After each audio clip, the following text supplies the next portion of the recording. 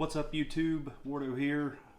So this week I was thinking a little bit about victory gardens. So spring is in the air and flowers are starting to bud, and it got me thinking about victory gardens. And I don't know if you're familiar with the history of victory gardens, but back in 1941 during World War II, the Department of Agriculture proposed that all citizens of the United States grow a victory garden for the war effort.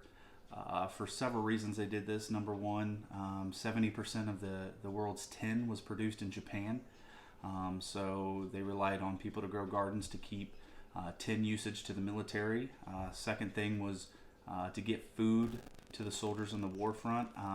They had to try to cut down on the supply chain here domestically. So growing your own garden helped offset what was needed here domestically and supported the soldiers overseas.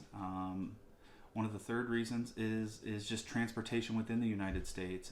So there was a lot of supplies and everything obviously moving to different fronts, trying to get to ports and whatnot. And so they encouraged the garden to cut down on the food supply chain as well. It was done, I don't know the exact number of how many millions of pounds of food were grown. So in 1943, when they were starting to ration food to help the war effort, it wasn't as drastic. They grew them in public places as well, not just people's homes. They grew them in Golden Gate Park in San Francisco. They grew them all over. Actually, in Fenway, in Boston, Massachusetts, there's still an active victory garden from World War II currently. So it's a little history on victory gardens, and I don't know if anybody's ever gardened before, but some years are good years, some years are bad years. Some crops from year to year are good to bad. You could try your very best, and sometimes the bugs show up. Sometimes the rain's just not there. You get a bit of a drought. Sometimes you have a bumper crop. You have more crops than you know what to do with, and you start giving them away. So thinking about all those things, it kind of hit me that the victory garden is also biblical as well. When you think about it, Jesus is the ultimate victory. He, through his suffering and death and resurrection, he defeated death, he defeated sin, and there is victory in him.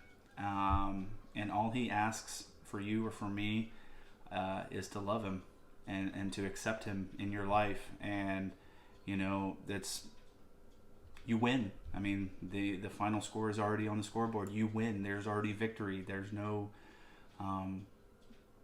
effort to be fought, because he's already fought the battle. And kind of how I wanted to parallel this with the garden is he does ask you to spread the word of that. Once you receive him into your heart and accept him, to spread the word. And he told a parable in the book of Matthew that is a gardening parable, the parable of the sower. He said, "Consider the sower who went out to sow. As he sowed, some seeds fell along the path, and the birds came along and devoured them. Other seed fell on the rocky ground where it did not have much soil, and it grew up quickly, since the soil wasn't deep. But when the sun came up, it was scorched, and since it had no root, it withered away. Other seed fell among the thorns, and the thorns came up and choked it. Still other seed fell on good ground, and produced fruit, some 100, some 60, and some 30 times what was sown. Let anyone who has ears listen."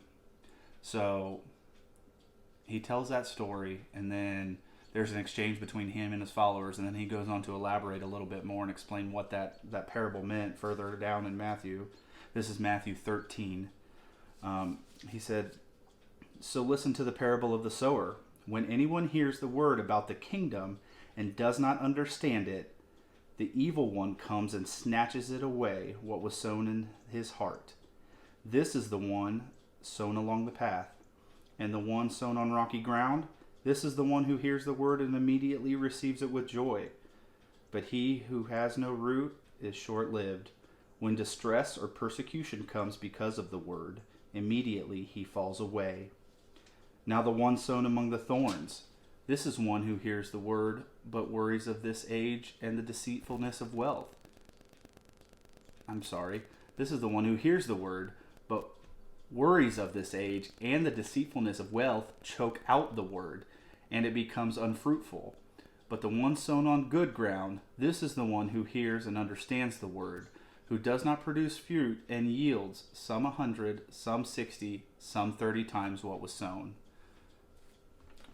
So, thinking about that a little bit, I think that makes a very good parallel into the Victory Gardens of World War II. If you look at America asking, American citizens to support the effort for the cause and planting gardens to help offset that, Jesus asks us to spread the word. And just like a garden, some's going to hit people the right way, some is going to not hit people the right way, some's going to hit people the right way and then they fall away for whatever reason, and some are going to continue on to do great things for the kingdom. So really, unlike the Victory Garden for the United States, I had mentioned earlier, the victory has already been won.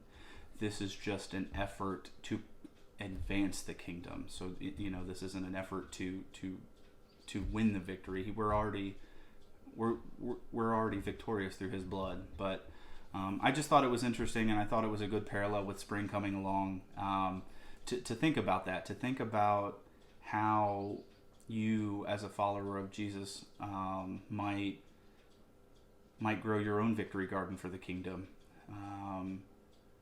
And if you're new to the faith, maybe you can reach out to somebody that you might know is in the faith, or again, I've said it before, start with the Gospel of John and read through it. Focus on the red letters, just to make an opinion of who Jesus is, and let those seeds germinate in your heart, and see what comes of it. You never know.